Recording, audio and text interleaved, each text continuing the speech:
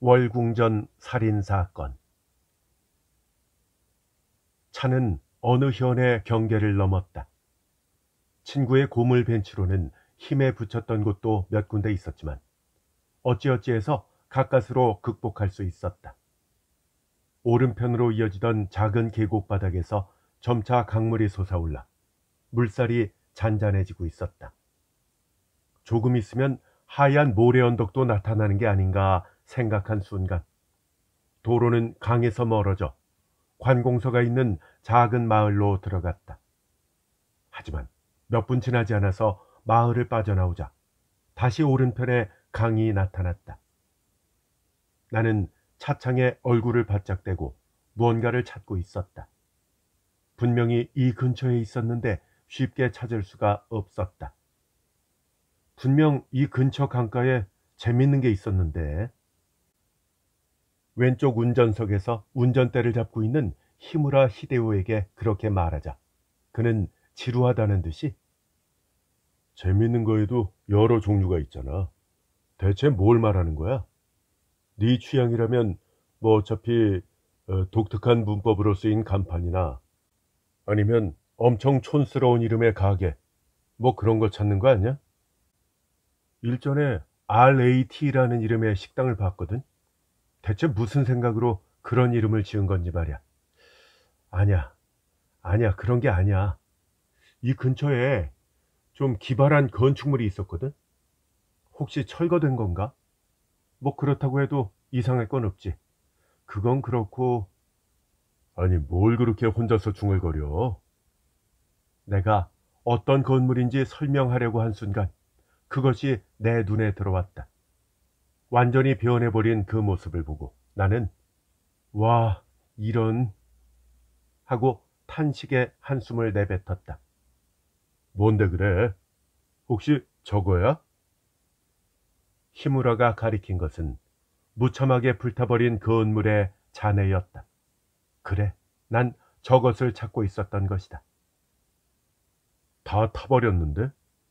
하지만 저런 곳에 집을 짓다니 뭔가 좀 이상하다. 혹시 무허가 건물인가? 맞아, 완벽한 무허가 건물이야. 노숙자 아저씨가 자기 마음대로 지어놓은 집이었으니까. 뭐 어떻게 잘도 빠져나갔구나 하고 생각했는데 역시 담당자들도 더 이상 그냥 넘길 수 없었는지 철거한 모양이야. 건물의 잔해 쪽으로 다가가자 그 부근에 사람 그림자가 보였다. 경찰 관계자로 보이는 제복을 입은 사람들도 섞여 있다. 타고 남은 잔해를 어떻게 처리할지 상의하고 있는 것 같았다. 그렇다면 하루만 빨리 이곳을 지나갔다면 건물이 서 있는 모습을 볼 수 있었다는 얘기인가? 그거 참 아깝게 되었다. 그런가? 히무라는 고개를 뻗어 강가를 보면서 차 속도를 줄였다. 철거하기 위해 태웠다고 하기에는 뭔가 좀 타다 마은 것 같은 느낌이네. 뭐 사건이나 사고로 인해서 불탄 걸지도 모르겠다. 아니, 애초에 철거하는데 불을 사용하진 않았을 거야. 불이 다른 곳으로 번질 가능성도 있으니까 말이야. 잠깐. 히무라는 더욱 속도를 줄였다. 심상치 않은 사실을 눈치챈 것이다. 이거 노숙자가 지었다고 했지? 얼마나 독특한 구조였는지는 모르겠지만 노숙자가 지은 판잣집 치고는 너무 큰데? 타고 남은 잔해도 엄청나고. 맞아. 정말 컸어. 3층 건물을 지은 다음에 그 위에 탑을 쌓아 올려서 펜트하우스까지 만들었으니까 말이야. 바닥에서 맨 꼭대기까지 한 10m는 됐을걸? 호화저택이로구만. 히무라는 차를 갓길에 대더니 시동을 껐다. 내가 예상했던 대로다. 히무라라면 재미있어 할 줄 알았다. 그는 사이드 브레이크를 당기더니 내리자고 했다. 모처럼 흥미를 갖게 되었는데 제일 중요한 건물이 불타버리다니 참 유감이다. 5m 정도 아래 펼쳐진 강가를 내려다보면서 히무라는 담배를 물었다. 마침 휴식을 취하기에 적절한 타이밍이라고 생각한 것일까? 주워온 나무와 베니어판, 또 토탄판으로 만든 호화저택이었나 본데 혼자서 지은 거라면 굉장히 공을 들인 것 같아. 남들이 보기엔 어이없을 정도로 공을 들였을 거야. 불법 점거해서 지은 건물이었다고는 해도 꽤 아깝게 되었네. 나는 진심으로 그렇게 생각했다. 그 건물이 잡동사니로 만든 것 치고는 놀랄 정도로 컸기 때문만이 아니라 무척이나 매력적인 모양새였기 때문이다. 도로에서 잘 보이는 곳에 세워져 있었으니까 아마 많은 운전자들의 눈을 휘둥그레지게 만들었을 것이다. TV와 잡지에서 취재를 나온다고 해도 이상하지 않을 정도의 건물이었다고 생각한다. 아니, 내가 모르는 것일 뿐 이미 소개되었을지도 모른다. 무엇이 그렇게 매력적이냐고 묻는다면 우선 기괴한 아름다움을 들 수 있을 것이다. 어디서 어떻게 가져온 것인지 알 수 없는 잡동사니들을 재료로 삼은 터라 겉모습은 무척이나 추하다. 그런데 그 추함이 극한에 다다라서 반전을 이루었다고나 할까? 조금 과장을 섞어 말하자면 이 세상 것 같지 않은 성스러움마저 느껴졌다. 그렇게 설명해도 이해하기는 어려울 것이다. 단순히 추악하기만 한 고물로 만든 성, 이런 말로 설명하는 수밖에 없을지도 모른다. 그것이 그렇게 되지 않은 것은 고물로 만든 성의 구조에서는 그걸 설계하고 건축한 사람의 확고한 미의식이 느껴졌기 때문이다. 잡동사니들은 각각 의도적으로 배치된 기색이 짙었다. 외벽으로 쓰인 베니어판 틈새에서 꿈틀거리며 튀어나온 굵은 고무 호스, 안정적인 느낌으로 예술적으로 배치되어 있는 형태도 크기도 제각각인 유리창, 성의 일각을 관통하고 있는 의미 없어 보이는 대나무 장대, 건설된 당시 파리에서 물의를 일으켰던 현대 예술의 전당 퐁피두 센터 앞 광장에 가져다 놓으면 완벽하게 한 점의 작품으로 보이지 않을까. 하지만 무엇보다 내가 제일 감탄한 것은 탑 부분의 아름다움이었다. 이전에 여길 지나갔던 건 1년 전 5월 달이었어. 빡빡한 일정의 취재 여행에서 돌아오는 길이었는데 밤 10시경에 여길 지나다가 갑자기 적의 시야에 들어왔을 때는 깜짝 놀라서 운전대를 꺾을 뻔했어. 갈 길이 멀었지만 차를 세우고 이 근처에서 잠시 동안 그 건물을 바라보았지. 달 밝은 밤이었어. 고물로 만든 성의 펜트하우스, 그 위에 우뚝 선 첨탑 끝이 달빛을 받아서 반짝거리고 또 빛나고 있었어. 반짝 반짝, 그 소리가 실제로 들릴 것만 같은 기묘한 빛이었다고. 밤의 장막 아래서 그것이 달빛을 받으며 서 있는 모습은 말로 형용하기 어려울 정도였다. 그 근처까지 다가가서 올려다보니까 탑 꼭대기에 잘 닦은 양철판 같은 것이 둘러져 있었어. 무척 신경 쓴 것 같더구만. 물론 그런 것에 실용성이 있을 리가 없으니까 단순한 장식이었겠지. 햇빛도 눈부시게 반사할 테지만 분명 그걸 지은 사람은 달빛을 모아서 반사시키려고 한 것일 거야. 나는 그렇게 역설했지만 불탄 흔적밖에 보지 못한 히무라에게는 아무리 이야기해도 전해지지 않을 것이다. 백문은 불여일견, 그게 맞는 말이다. 우리 집 옆에 있는 절보다 더 나은데? 교토에 사는 히무라의 집 옆에 있는 절이란 긴카쿠지, 즉 지쇼지일 것이다. 그곳 정원에는 하얀 모래를 쌓아 만든 단이 있어서 즈키마치 산에서 떠오른 달빛을 반사해 은각을 비춘다. 근데 너도 참 괴짜다. 서둘러 밤길을 달리던 중에 일부러 차를 세우고 여기까지 내려왔다 이 말이지? 그래. 소설가 특유의 광적인 호기심이다. 이렇게 평가해주면 좋겠다. 근처까지 간 덕에 고고하신 건축가 어른 얼굴도 뵐 수 있었어. 무척 가슴 뛰는 경험이었다고. 나는 고물로 만든 성을 지은 남자의 얼굴을 떠올렸다. 그 얼굴을 떠올리자마자 갑자기 그의 안부가 걱정되었다.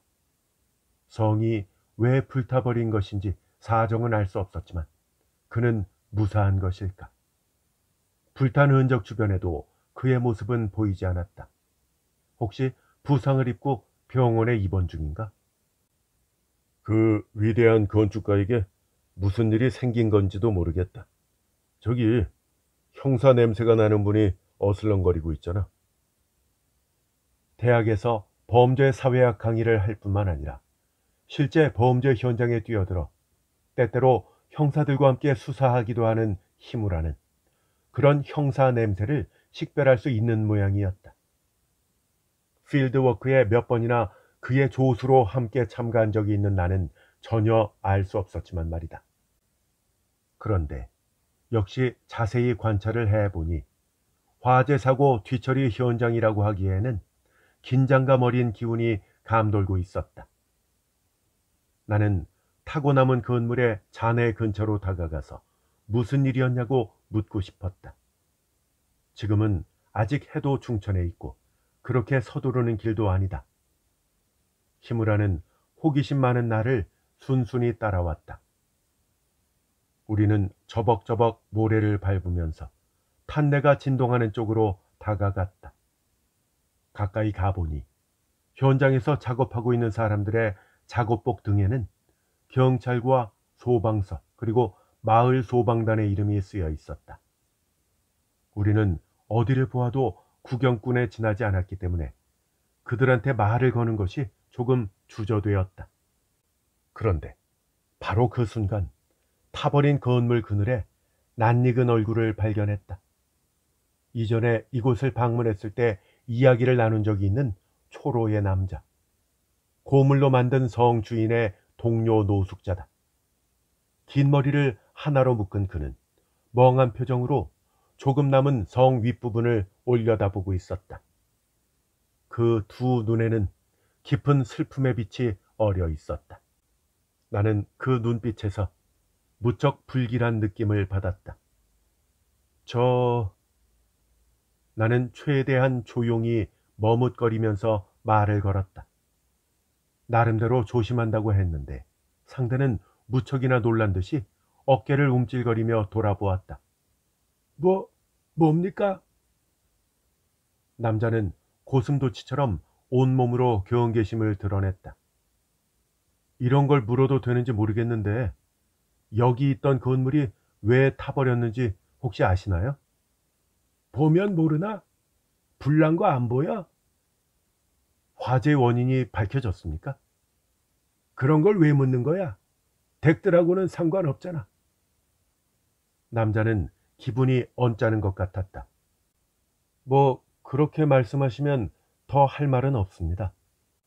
근데 한 1년쯤 전에 여길 지나다가 참 멋진 집이구나 하고 감탄한 적이 있어서요.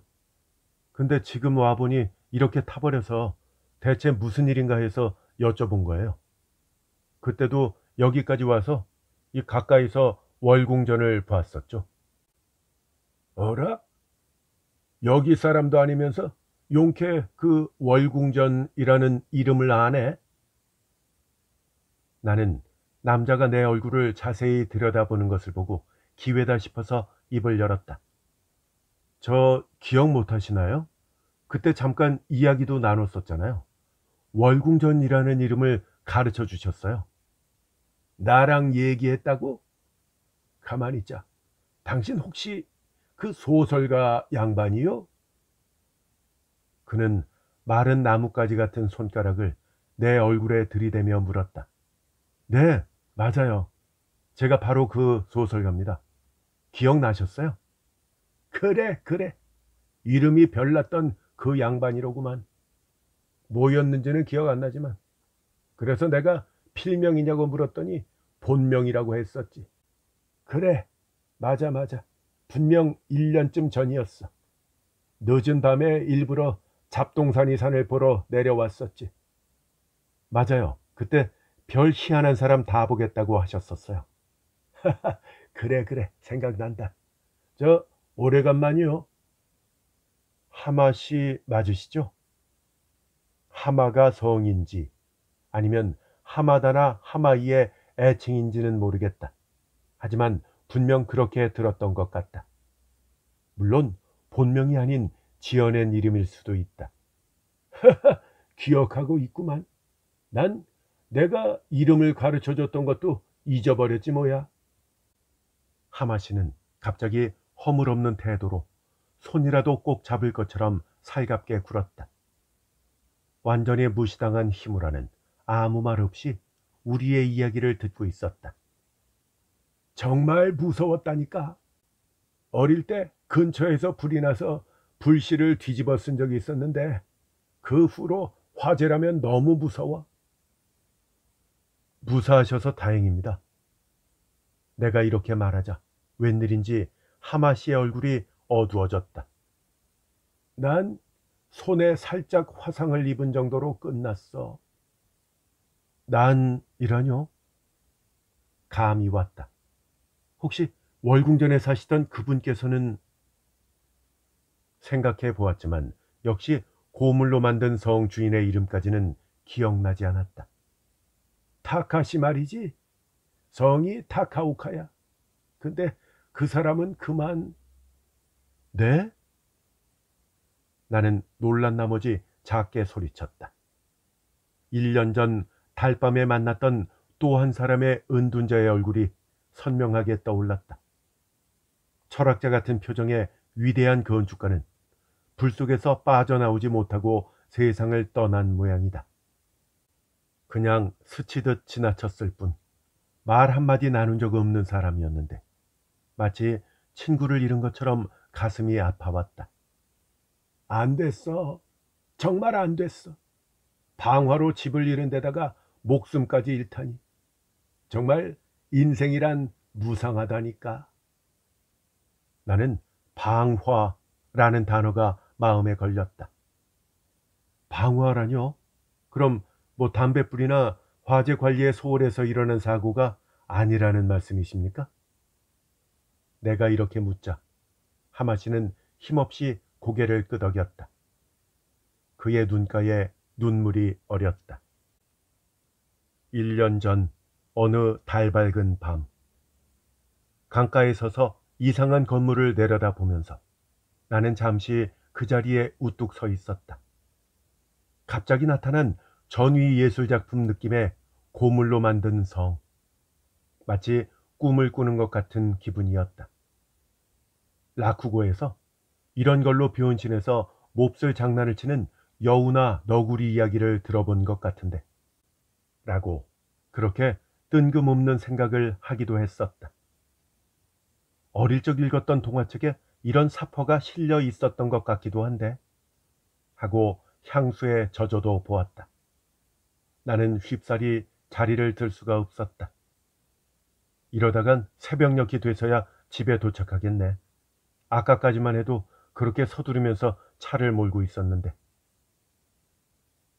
바람에 흘러가는 조각구름이 달을 가리는 통에 건물 정상에 우뚝 서 있는 양철탑에 비치고 있던 빛이 조금 약해졌다.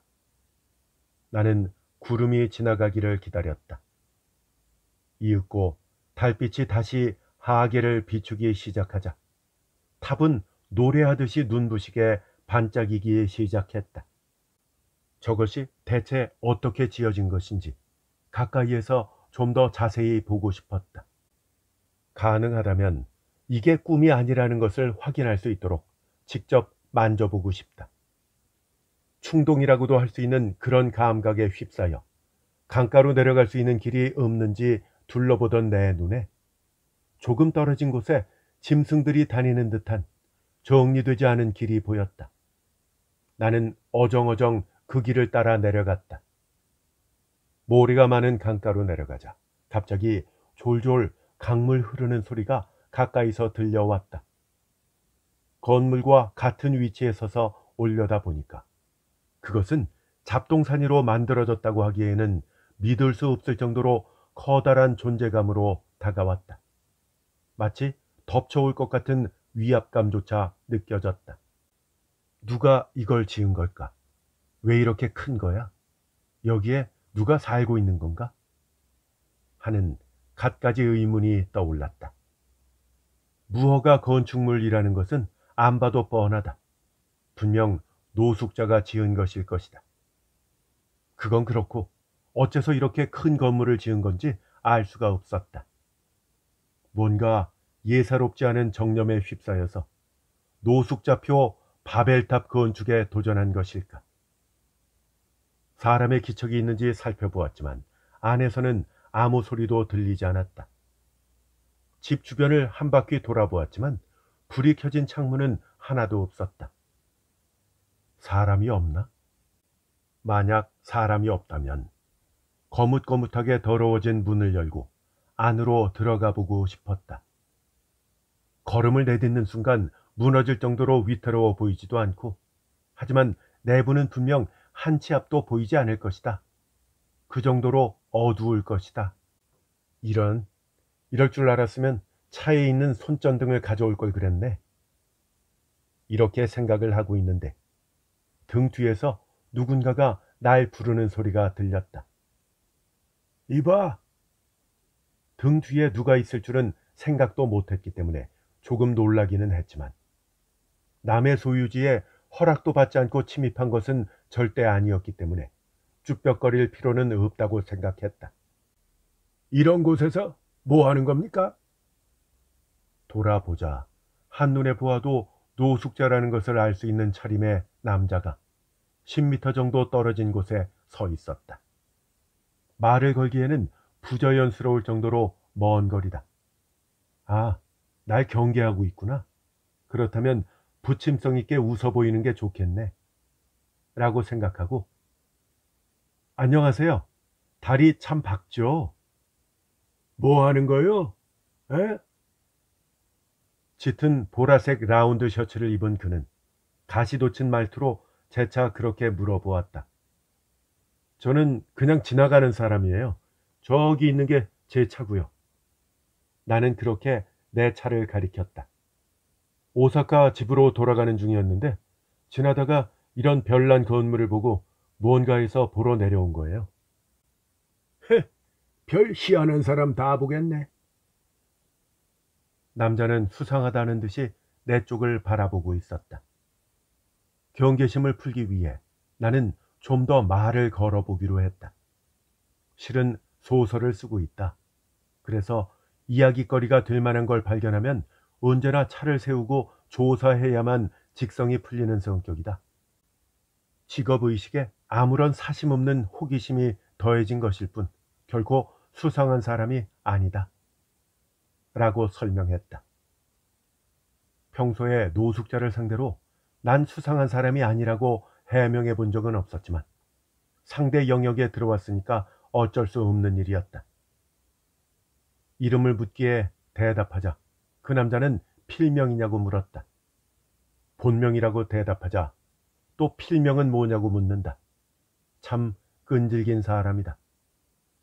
아리스가와 아리스라는 이름으로 냅니다. 저기 본명으로 소설 쓰는 사람한테 필명이 뭐냐고 물으면 상처받아요. 그래? 미안하게 됐구만. 원래 책 같은 건 잘 안 읽어서 소설가 이름을 잘 모르는 것뿐이니까 언짢게 생각하지는 마라. 원래 사람이 좋은 것인지 그는 굉장히 미안해하는 기색을 보였다. 나는 내 이름을 알고 있는 사람은 몇 되지 않는다고 말하며 그를 안심시켰다. 근데 여긴 아저씨 댁인가요? 아저씨? 아저씨라는 소리를 듣는 것도 꽤 오래간만이네. 그냥 하마씨라고 불러. 다들 그렇게 부르니까. 그리고 우리 집은 아니야. 난 조금 더 상류에 있는 조그만 판잣집에 살고 있어. 이렇게 큰 집은 필요 없어. 아, 그러시군요. 그럼 여긴 빈집인가요? 아니야. 괴짜가 살아. 혼자서 지어서 혼자 살아. 참 별난 사람이지. 말씀대로 별난 사람인 것 같네요. 이런 걸 지으려면 꽤 힘들었을 텐데요. 근데 머리가 이상한 사람은 아니야. 이상하기는커녕 제법 배운 사람 같다고. 그저 대화해보면 알 수 있잖아. 근데 왜 이런 강가에 살게 된 것인지 그건 도통 모르겠다니까. 나는 이야기 속의 그 괴짜에게 관심이 생겼다. 가능하다면 만나서 이야기를 듣고 싶었다. 하지만 하마씨는 안 된다며 고개를 저었다. 안 된다고요? 뭐 하긴 불이 꺼진 걸 보니까 주무시는가 본데요. 아니야. 전기가 안 들어와서 불은 항상 꺼져 있어. 근데 위험하다고 촛불도 안 켜. 아직 자지는 않을 거야. 하지만 깨어 있어도 본 적도 없는 사람과 쉽게 이야기할 사람은 아니야. 정말 괴짜라니까. 그렇다면 하마씨는 이 집을 방문하기 위해서 온 것은 아닌 모양이다. 아저씨, 아니, 하마씨는 뭐 하고 계셨던 겁니까? 나? 난 운치 있게 밤에 산책이나 좀 해볼까 했지.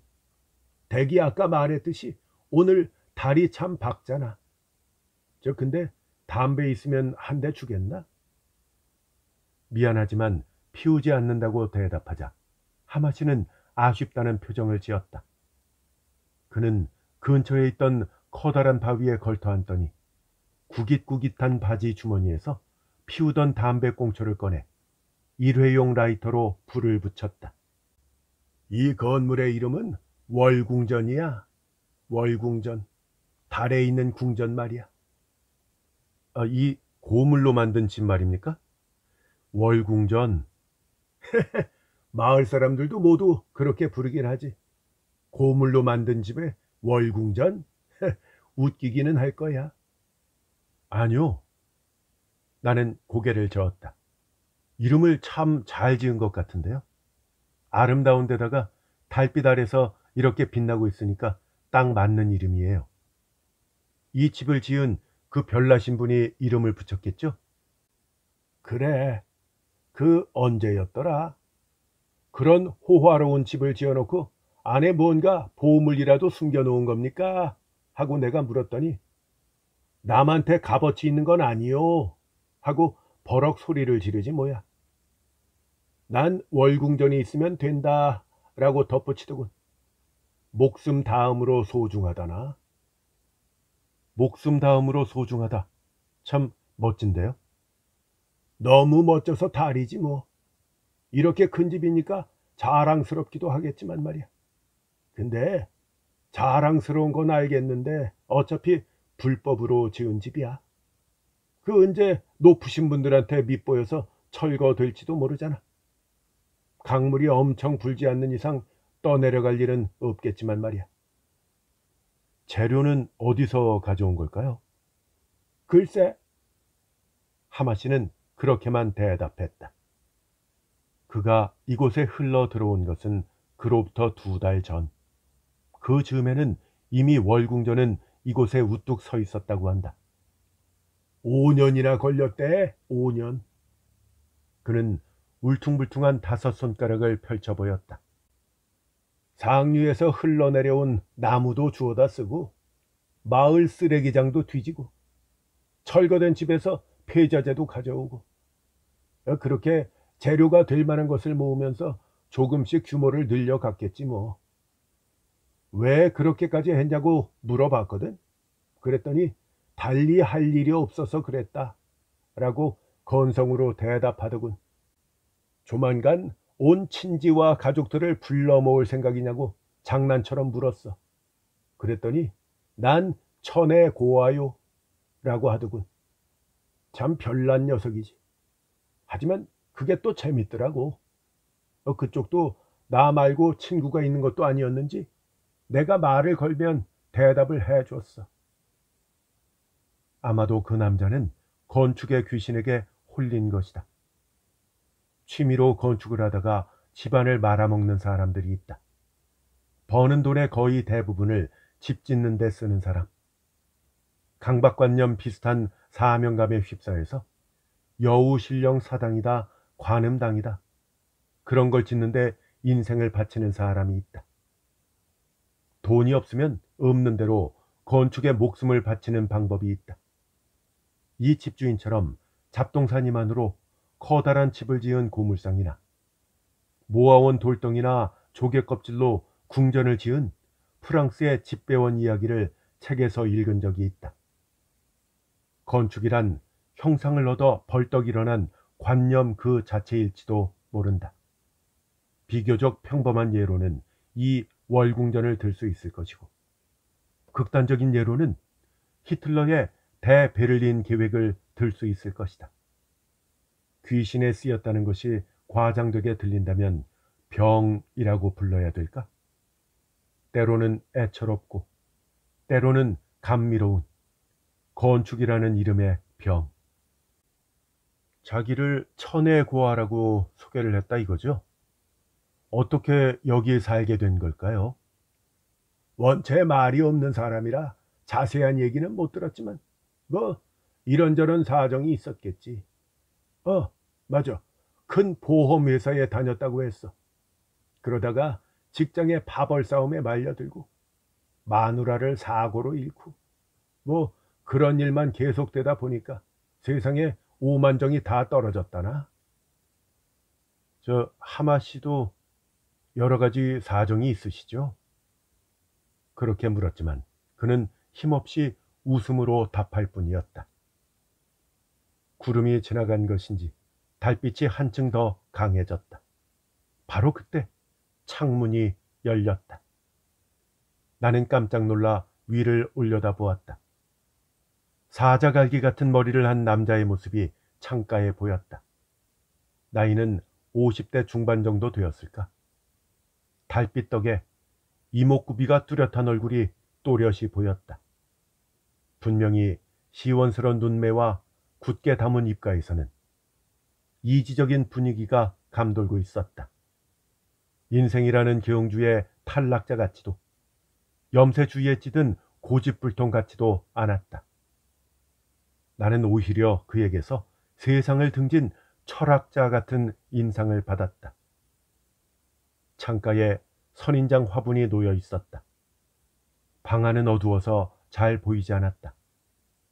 낮이었다고 해도 이 각도에서는 천장밖에 보이지 않았을 것이다. 이봐, 타카시! 하마시는 손을 흔들며 그를 불렀다. 창가에 선 남자는 아무 말 없이 이쪽을 보았다. 아직 안 잤구먼.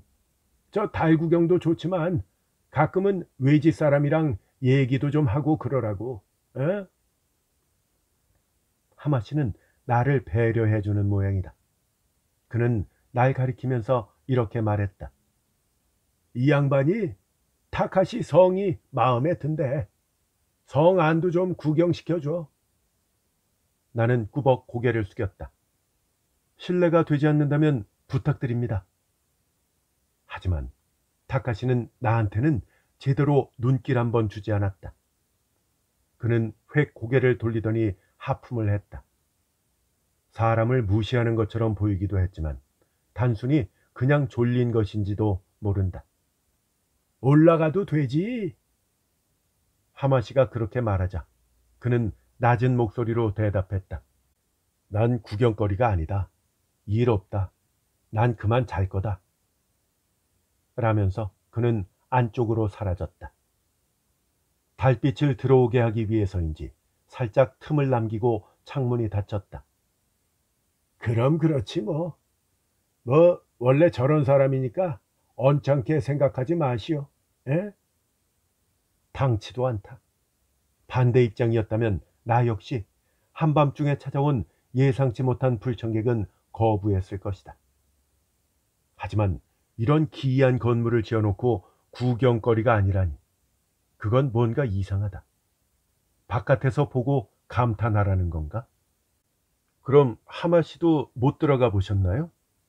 아니, 난 많이 들어가 봤지. 선물을 사들고 한잔하러 찾아가기도 하고 말이야.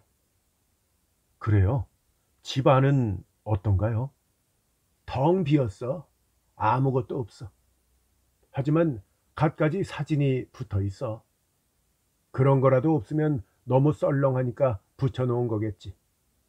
뭐 달력도 있고 역에 붙은 포스터, 뭐 일본과 세계 여러 나라 풍경이 찍힌 사진이 벽뿐만 아니라 천장에까지 잔뜩 붙어 있어. 더 좋은 걸 붙이라고 내가 예쁜 언니들 포스터를 주어서 가져다 주기도 했는데 그런 건 쳐다도 안 봐. 하마씨는 움찔 어깨를 떨었다. 저 이야기 들려주셔서 고맙습니다. 전 그만 가볼게요. 언제까지 이곳에 있어 보았자 별 수도 없는 것 같아서 나는 그만 일어나기로 했다. 밤 공기도 조금 쌀쌀해졌다. 별 말씀을. 그럼 조심해서 돌아가시게. 하마씨는 바위에 걸터 앉은 채 나를 배웅했다. 차가 있는 곳으로 돌아와 마지막으로 다시 한번 돌아보았을 때도 그는 그 자리에 그대로 있었다. 나는 회상에서 깨어나 현실로 돌아왔다. 하마씨는 손으로 눈가를 훔치고 있었다. 방화라면 불을 지른 범인은 붙잡혔나요? 히무라가 그렇게 묻자 하마씨는 수상한 눈길로 그를 바라보았다. 아, 이 친구는요, 범죄학자예요.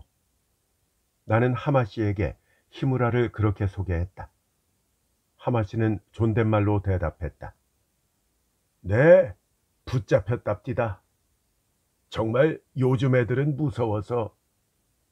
애들 짓인가요? 히무라는 미간을 찌푸리며 물었다. 애들이라고는 해도 고등학생입니다.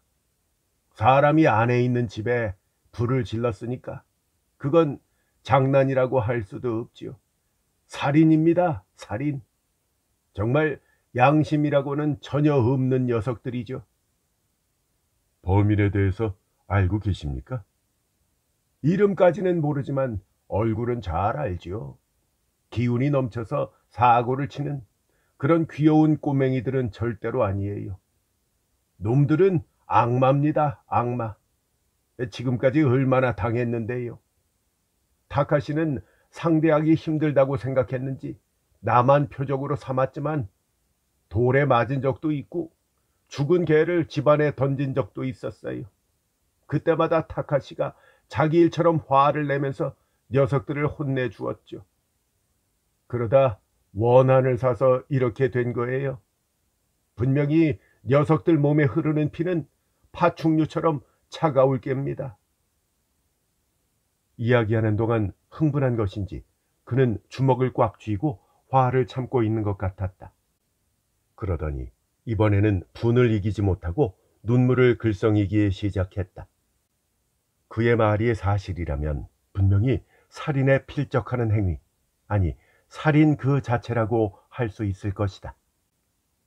지금까지도 마음이 병든 사람이 야숙하는 노숙자를 공기총으로 쏘거나 사냥인이 어쩌냐 하면서 집단으로 폭행해서 심할 경우 죽음에까지 이르게 하는 참혹한 사건이 때때로 보도되어 왔었다.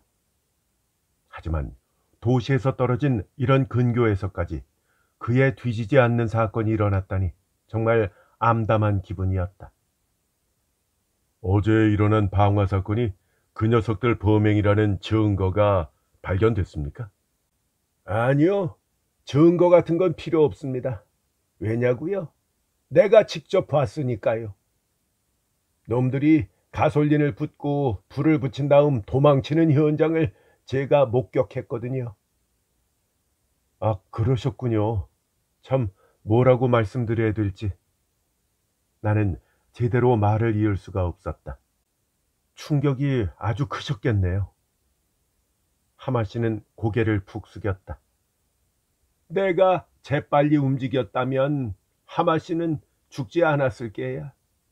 처음에 월궁전 옆에 검은 그림자 같은 것을 봤을 때는 누가 몹쓸 짓을 하려는 거라고는 상상도 못했거든. 양동이 같은 걸 들고 있기는 했지만 강에서 물을 떠오는 길인 줄만 알았지 그게 기름일 줄은 몰랐어. 불을 지른 줄 안 건 녀석들이 도망가고 그 뒤에 불길이 치솟는 것을 본 다음이었어. 그때서야 도망가는 놈들이 낯익은 불량배 네 놈이라는 걸 알았지만 녀석들을 쫓을 때가 아니었어. 난 다급히 월궁전으로 달려갔지. 타카시, 불이야 불, 도망쳐! 라고 외치면서 전속력으로. 어디서 보신 겁니까?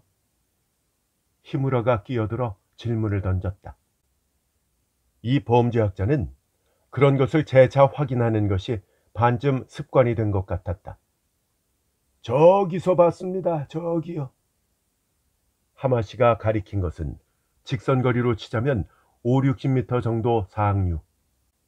강이 완만한 곡선을 만들며 흘러가고 있었기 때문에 강줄기를 따라 잰다면 100m 정도 될 것이다. 어쨌든 그 상류에 있는 판잣집이었다. 그것이 그의 집이라고 했다. 문도 닫히지 않는 낡아 빠진 집이라서 자리에 누워 있어도 밖이 다 보이니까. 밤이라고 하셨는데 몇 시 정도였나요? 시계가 없어서 정확한 시간은 모르겠습니다. 뭐 한 11시 전후가 아닐까 생각하고 있어요. 그러세요? 어두웠을 텐데 용케도 보셨네요. 히무라가 어떤 생각으로 그런 소리를 했는지는 알 수 없었다. 하지만 하마시는 노골적으로 불쾌한 기색을 보였다. 암요. 어두웠고 말고요. 어두웠어요. 그래서 불길이 치솟을 때까지는 무슨 짓을 하고 있었는지 몰랐다고 했지 않습니까? 납득이 안 가면 오늘 밤 같은 시각에 직접 확인해 보면 될 거 아니에요. 여기서 양동이를 들고 어슬렁거리는 사람이 우리 집에서 과연 보이는지 안 보이는지 확실히 알 수 있을 겁니다.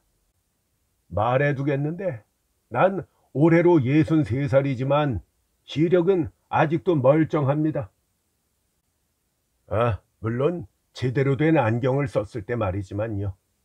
어쨌든 양팔을 쭉 펴고 신문을 든 상태에서도 읽을 수 있을 정도란 말이요. 죄송합니다. 너무 언짢게 생각하지 말아주세요. 히무라는 곧바로 사과했다. 들려주신 이야기 속에 부자연스러운 점은 없었습니다. 직업병이라고 할까요? 사소한 점도 마음에 걸리면 꼭 물어보는 버릇이 있어서요. 히무라의 말을 듣고도 하마시는 계속 기분이 상해 있는 것 같았다.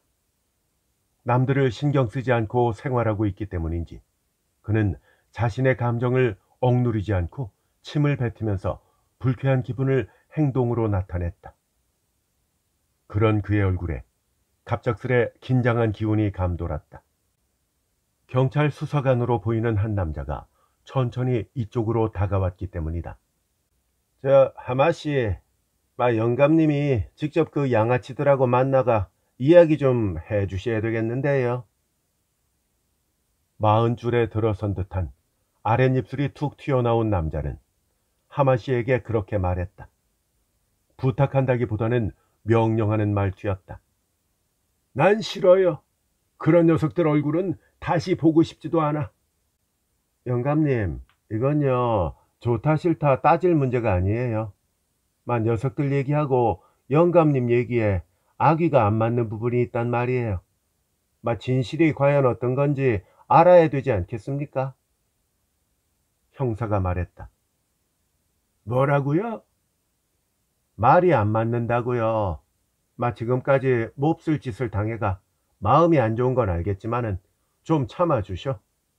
사건의 진상을 밝히기 위해서니까요.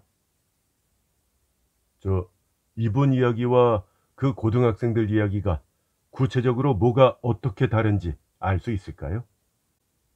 히무라가 끼어들자 형사는 아랫입술을 내밀며 그를 노려보았다. 댁은 누굽니까?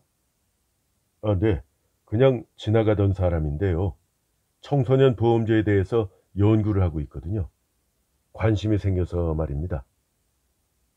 히무라는 명찰을 꺼내서 형사에게 건넸다. 경찰 본부에 소속된 사람이라면 그의 이름을 보고 누군지 단번에 알았을지 모르지만 역시 이런 시골까지는 이름이 알려지지 않았는지 상대는 눈부신 듯 눈을 가늘게 뜰 뿐이었다. 키무라는 나에 대해서는 친구라고만 소개했다. 아, 대학 교수님이시군요. 연구 소재로 삼고 싶은 사건일 수도 있겠네요. 기껏해야 16, 17밖에 안 된 고등학생들이 무허가 건물이었다고는 해도 남의 집에 불을 질렀으니까요. 게다가 끝내 사망자까지 나오고. 그는 명찰을 안주머니에 넣고 방화 자체는 녀석들도 인정하고 있어요. 근데 문제는 불을 질렀을 때 집안에 아무도 없었다는 게 녀석들의 주장입니다. 그 집의 유일한 주민인 그 시끄러운 아저씨가 집 밖으로 나가는 걸 확인하고 불을 질렀다고 하더군요.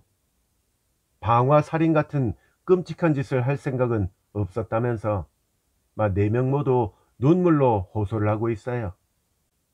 형사가 이렇게 설명하자 하마시는 분을 이기지 못하고 씩씩거리며 말했다. 이거 보세요, 형사 양반. 그런 놈들이 하는 말을 믿으면 안 돼요. 자신들이 한 짓이 얼마나 끔찍한 것인지 깨닫고 겁을 먹고 있는 거라고.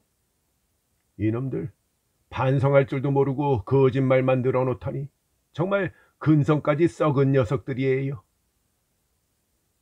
녀석들의 평소 행동에 다소 문제가 있었던 건 우리도 잘 압니다. 하지만은 방화 살인까지 할 것 같진 않단 말이에요. 최근에 타카시하고 크게 다툰 것도 아니잖아요. 녀석들은 타카시를 무서워하고 있었어. 그래서 그 사람이 잘 때 덮친 거야. 안에 사람이 없어서 불을 질렀다고? 웃기고 있네. 방화 자체만으로도 끔찍한 일이죠. 그것뿐만이 아니잖아. 실제로 타카시가 죽었어. 소방차가 와서 불을 끈 다음에 그 안에서 시체가 발견됐잖아. 거짓말을 할 거면 좀 앞뒤가 맞게 하라고 그렇게 전하시오. 그렇게 성내지 마세요. 형사는 하마시를 달랜 다음 우리에게 말했다. 사인은 일산화탄소 중독이에요. 그리고 검시 결과 수상한 점은 없었어요. 거 보라고. 하마시. 형사는 그의 어깨에 손을 올렸다. 하마시의 눈에 두려워하는 기색이 감돌았다. 히무라와 나는 그런 두 사람을 지켜볼 수밖에 없었다. 정말 타카시가 집안에 있는 걸 본 겁니까? 사실대로 말씀하세요. 말했잖아. 타카시는 바깥에 없었다고 했죠. 글쎄 그렇다니까. 이보시오.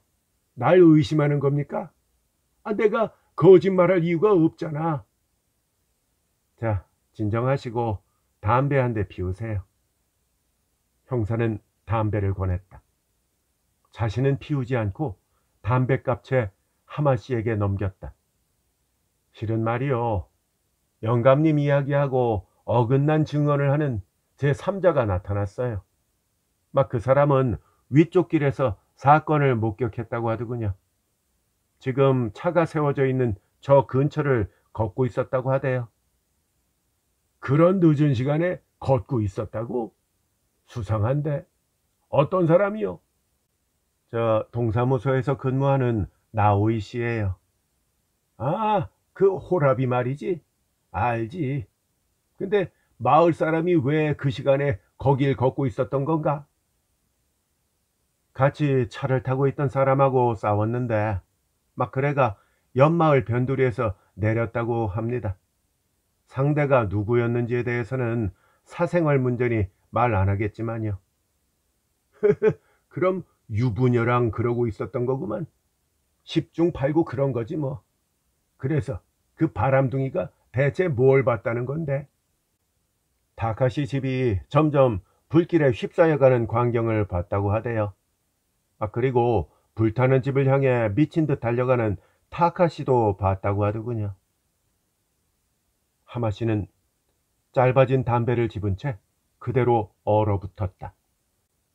그 사람은 타카시가 당신 집이 있는 쪽에서 달려왔다고 합디다. 내 월궁전에다가 무슨 짓을 하는 거야? 라면서 막 고함을 지르면서 말이죠. 그리고 그대로 불타는 집안으로 뛰어들었다고 하더군요. 근데 영감님은 그런 얘기 안 했잖아요. 그런 건 본 적도 없고 들은 적도 없어. 그거 새빨간 거짓말이야, 거짓말. 하마씨는 얼굴을 붉히며 말했다. 이보세요, 형사 양반. 그게 거짓말이라는 거 잘 알지 않습니까? 그 몹쓸 녀석들 중에 나오이의 조카가 있잖아요. 나도 그 정도는 알고 있단 말이오. 그래서 그런 거짓말을 하면서 조카를 감싸는 겁니다. 애들은 월궁전 안에 사람이 없는 걸 확인하고 불을 지른 거다. 절대 타카시를 죽이려고 한 게 아니다 하고 말이에요. 뻔히 보이는 연극 아닙니까? 애초에 진짜 타카시가 불타는 집에 뛰어든 걸 봤다면 왜 도우려고 하지 않은 겁니까?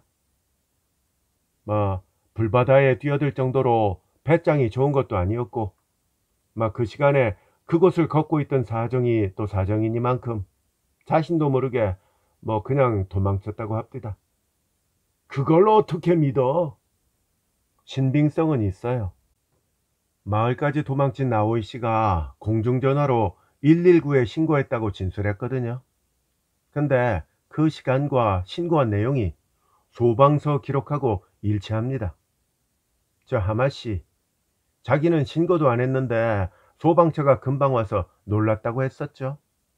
그게 바로 나오이 씨가 신고해가 그렇게 된 거였어요. 어이없는 놈이네. 그럼 나오이는 왜 지금 와서 그런 걸 형사 양반한테 말한 겁니까? 그건 물론 고등학생들에게 방화 살인 혐의가 씌워졌다는 걸 들었으니까 아니겠습니까? 중대한 착오가 있는 것 같아가 부끄러움을 무릅쓰고 이야기한다고 합디다. 하마씨는 필터만 남은 담배를 계속 손에 들고 있었다. 그리고 잠시 무슨 생각을 골똘히 하는 것 같더니 이윽고 나오이의 말이 사실이라면 내가 이유도 없이 거짓말을 했다는 게 되는 거군요. 아니요, 이유는 있지요. 영감님은 위증을 해가 그 양아치들에게 살인죄를 뒤집어 씌우려는 거 아닙니까? 영감님이 녀석들을 그 정도로 미워하는 것도 무리는 아니니까요. 헤이, 말도 안 되는 소리. 너무 머리를 굴린 거 아닙니까, 형사 양반? 내가 그런 이유로 거짓말을 한다는 증거라도 있습니까? 노숙자라고 얕보고 말도 안 되는 죄를 뒤집어 씌우려 하다니 그거 인권 침해 아닙니까? 인권 침해. 아니요, 그게 아니고요. 역습을 당한 형사는 조금 주눅든 눈치였다. 뒤집어 씌우려는 생각은 없습니다. 네, 물론 증거도 없고요. 의심할 거면 나오이나 의심하시오. 조카가 방화를 저지르는 현장을 우연히 목격했다니 어떻게 일이 그렇게 딱 맞아떨어질 수가 있습니까? 그리고 애초에 타카시가 미친 듯이 불바다에 뛰어들었다는 것도 이상한 일이에요. 그런 자살 행위를 할 이유가 어디 있느냐는 말이죠. 월궁전 안에 감 나가는 거라도 있었으면 또 몰라. 그런 게 없었다는 건 내가 제일 잘 안단 말이오. 현장에서도 아무것도 발견되지 않았죠? 그건 아직 조사 중입니다. 아무리 찾아도 지폐 다발도 금덩어리도 안 나올 거예요. 그런 건 처음부터 없었으니까요. 형사는 하마시의 위세에 주눅이 든 것 같았지만 어떻게든 반박했다.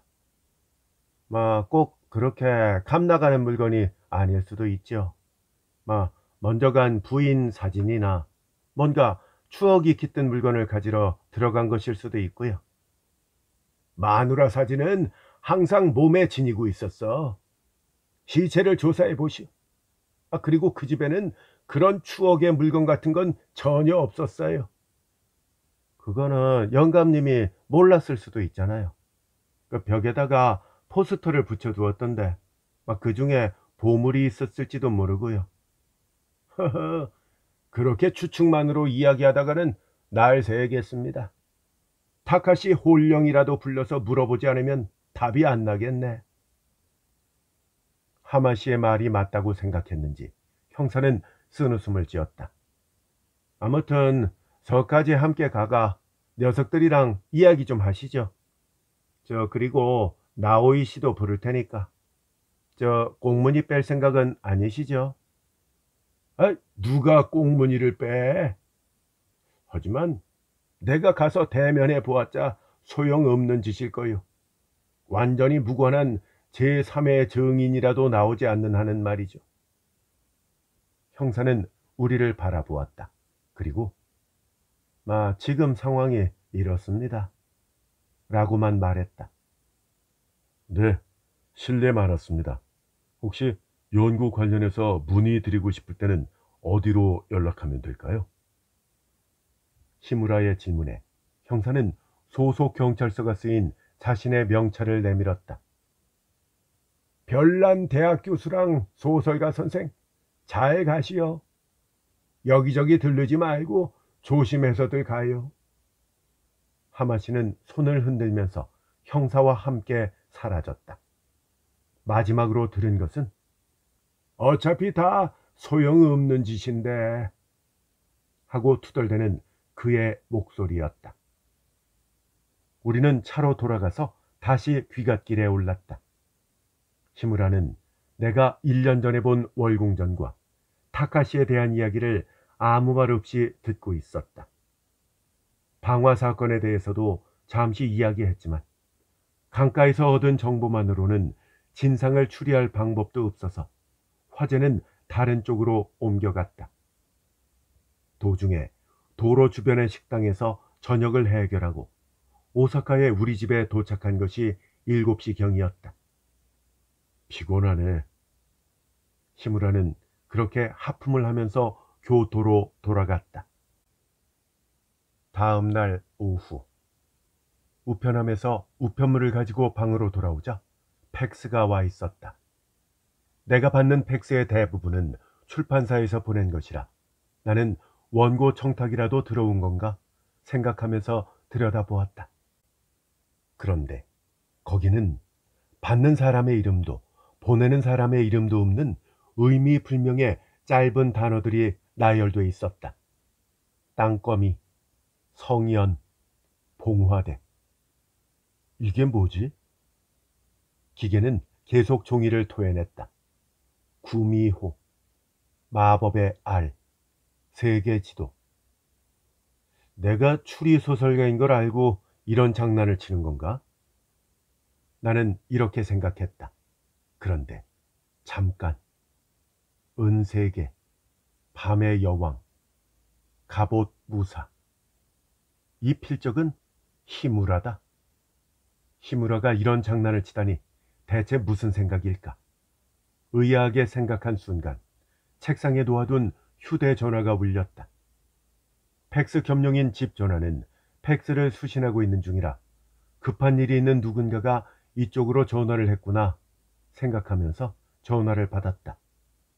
그것은 히무라였다. 지금 그쪽으로 좀 이상한 게 같지? 인사도 없이 그는 대뜸 그렇게 말했다. 그래, 받았어. 토성의 고리, 기상주.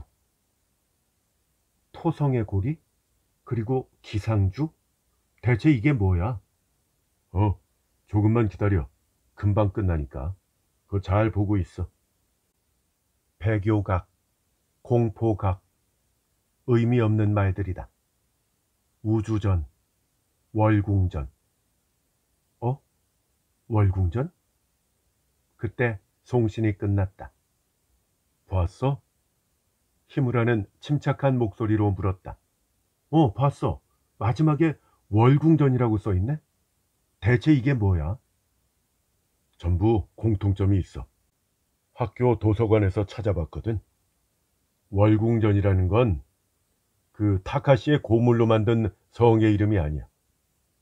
월궁전이 있으면 된다. 월궁전이 목숨 다음으로 소중하다. 내 월궁전에다 무슨 짓을 하는 거야? 라는 타카시의 말뜻을 모두 우리는 오해하고 있었던 거야. 그래? 그럼 월궁전이라는 게 대체 뭔데 그래?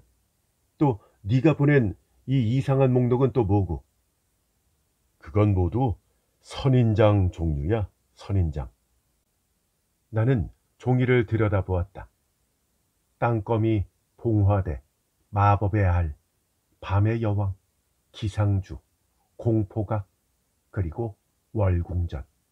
이게 모두 선인장 이름이라니. 나는 믿을 수가 없었다.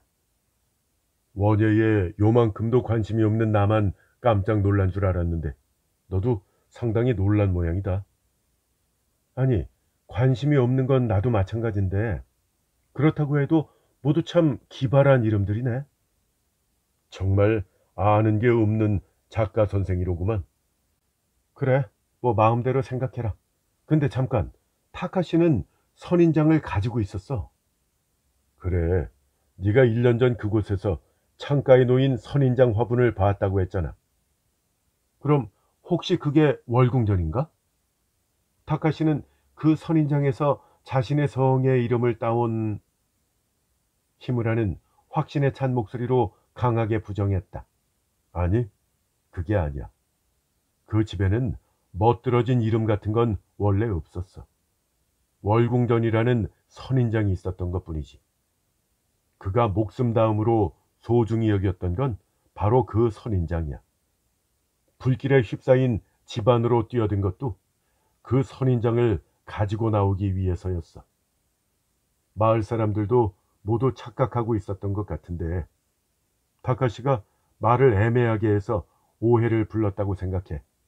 근데 마을 사람들이 다 오해하고 있다는 걸 타카시는 정작 몰랐던 것일 수도 있고, 아니면 일부러 정정할 필요가 없다고 생각한 것일 수도 있어. 하지만 타카시와 가까운 사이였던 하마시도 월궁전이라고 불렀다. 하마시는 모두가 착각하고 있다는 사실을 알고 있었어. 그는 내 월궁전에다 무슨 짓을 하는 거야? 라고 비명을 지르면서 타카시가 불 속으로 뛰어드는 것을 봤어. 그리고 그것이 소중한 선인장 때문이라는 것을 잘 알면서도 모른 척하려 했던 거야. 그렇게 진상을 왜곡시켜서 양심이라고는 없는 고등학생들에게 살인 누명을 씌워서 복수하려고 한 거지. 잠깐만. 나는 또다시 제동을 걸었다. 그렇게 단정적으로 말할 건 없잖아. 하마씨한테 확인해 본 거야? 솔직하게 자백했어. 나는 그 말을 듣고 할 말을 잃었다. 어제 명찰을 줬던 형사를 통해 물어보니까 금세 시인했다고 하더군. 그 양아치들을 혼쭐 내주고 싶었다. 이유도 없이 남을 못살게 구는 녀석들은 뒤에서 칼을 맞아도 할 말이 없을 거다. 난 복수하고 싶었다.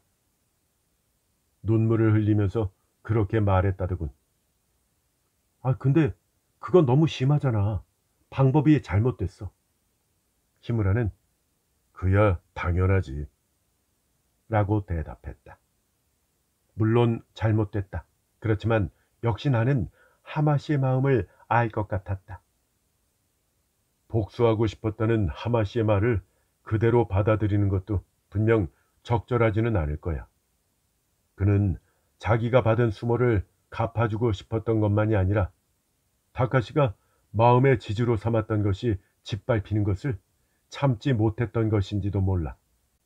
설령 그 고등학생들이 그곳에 선인장 화분이 있었고 그것을 목숨 다음으로 소중히 여기는 사람이 있는 것을 몰랐다 해도 말이야. 나는 작게 한숨을 쉬면서 물었다. 월궁전이 선인장의 이름일지도 모른다는 건 어떻게 알았어? 타카시가 내 월궁전에다 무슨 짓을 하는 거야? 라고 소리치면서 집 안으로 뛰어들었다는 게 마음에 걸렸어. 목숨 다음으로 소중한 집이었다면 일단 먼저 불을 끄려고 했겠지.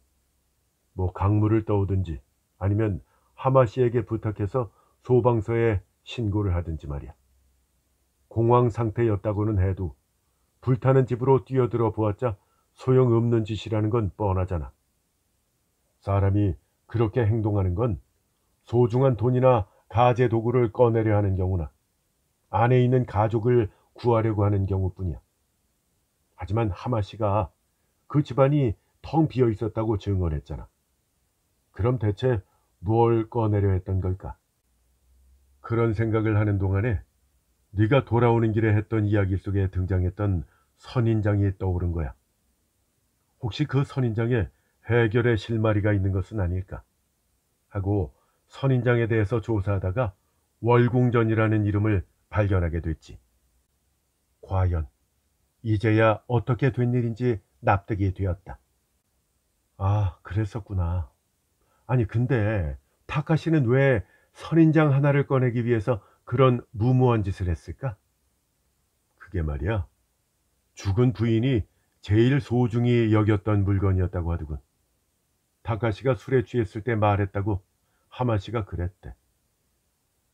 타카시가 왜 그렇게 어이없을 정도로 커다란 집을 지었는지 나는 그 마음을 알 것 같았다. 그 성을 짓는 것에 몰두하고 있는 동안만큼은 온갖 일을 잊을 수 있어서가 아니었을까. 히무라의 목소리가 들렸다.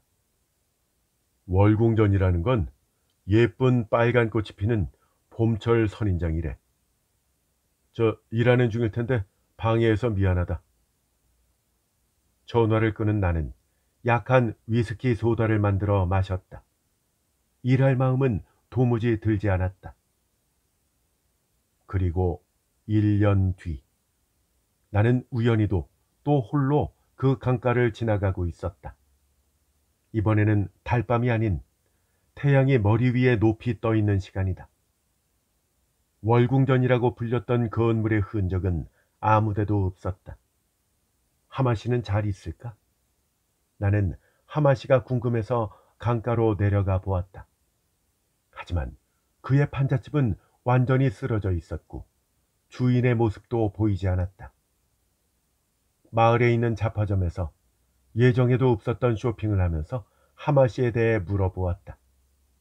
그러자 그는 싸우고 헤어졌던 가족과 화해하고 매미소리 요란한 어느 여름날에 아들의 차를 타고 이곳을 떠났다고